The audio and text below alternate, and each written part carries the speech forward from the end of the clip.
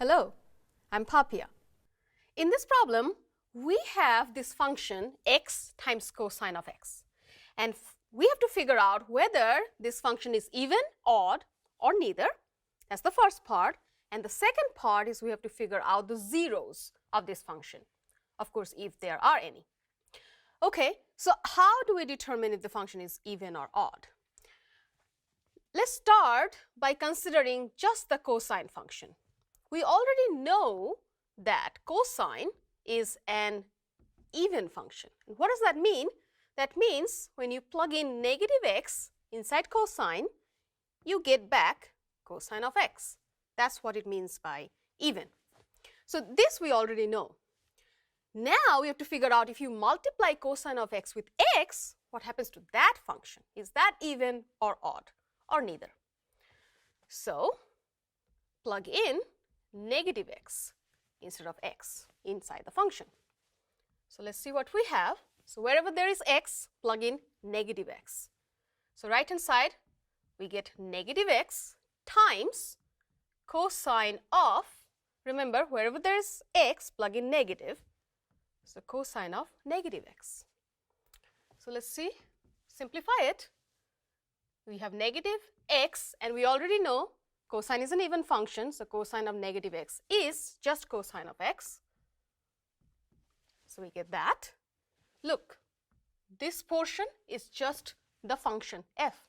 So this is equal to negative of fx. So f of negative x is negative of fx, which means this is an odd function.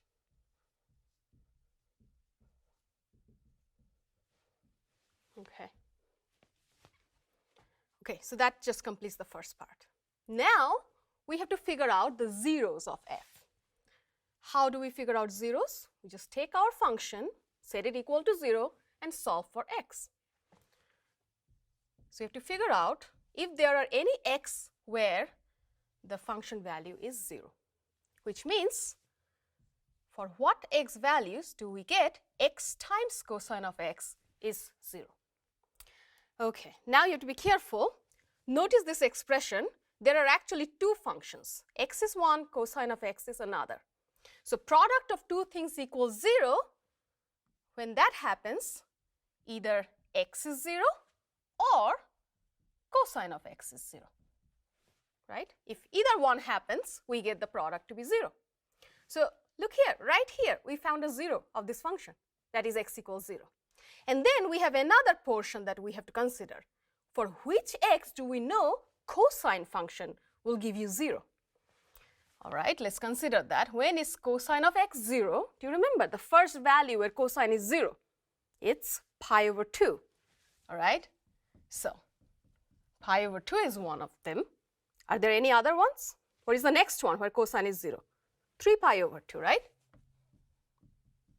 And then you continue, right? 5 pi over 2, 7 pi over 2, and so on. But don't forget, cosine, it repeats on the left-hand side as well. So you will get 0 when you plug in negative pi over 2, negative 3 pi over 2, and so on. So for all these x values, positive and negative, you continue, you will get 0. Cosine will be 0, and therefore the product will be 0 as well. So how can we write all these numbers in a compact form? Just notice that we have pi over 2 in each of these zeros, right? And these numbers, the number that is changing, first one is 1, then we have 3, 5, 7, then it will be 9. So what kind of numbers are they? They are odd numbers. And how do we write odd numbers? We write 2n plus 1. And you don't even have to include the negatives, because the negative will also appear when you plug in negative values for n. So this is the compact form when n is any integer. Just quickly check, right? What if you plug in n equals 1? Then you get 2 plus 1, 3 pi over 2. So you get this one.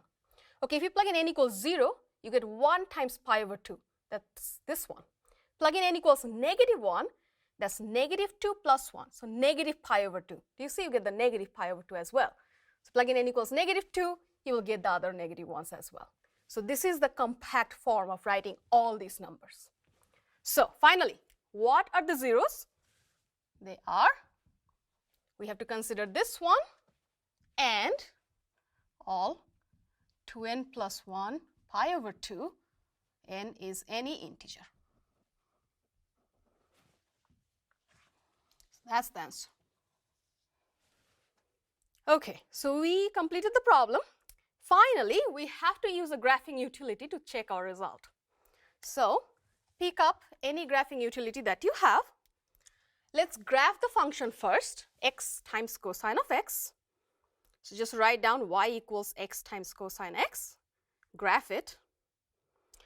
Okay, so you immediately see that the function is crossing through the origin. So x equals 0 is one of the zeros.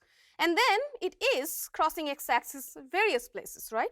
So just to check if you're correct, use the trace and plug in x equals, say, pi over 2, just to check. Oh, look, you get one of the zeros.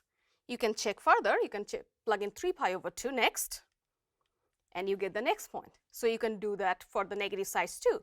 Just check one, say negative pi over 2. Oh, y equals 0, and you get the 0. So we are correct. We found all the zeros. We also found out whether this is even or odd or not. Thank you.